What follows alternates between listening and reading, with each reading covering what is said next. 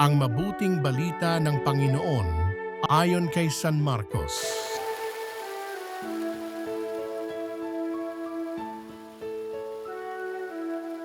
Noong panahong iyon, ilang pariseo at ilang kampon ni Herodes ang pinapunta kay Jesus upang siluin siya sa kanyang pananalita. Lumapit sila sa kanya at ang sabi, "Guro, nalalaman po namin kayo'y tapat at walang pinanginginian sapagkat pareho ang pagtingin ninyo sa lahat ng tao at itinuturo ninyo kung ano ang kalooban ng Diyos sa mga tao. Naaayon po ba sa kautusan ang pagbabayad ng buwis sa Cesar? Dapat ba kaming bumuwis o hindi?"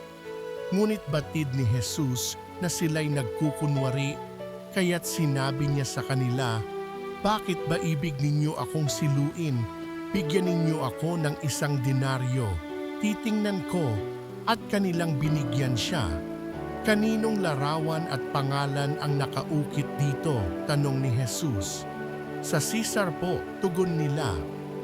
Sinabi ni Jesus, "Ibigay ninyo sa Caesar ang sa Caesar at sa Diyos ang sa Diyos." At sila'y namangha sa kanya. Ang mabuting balita ng Panginoon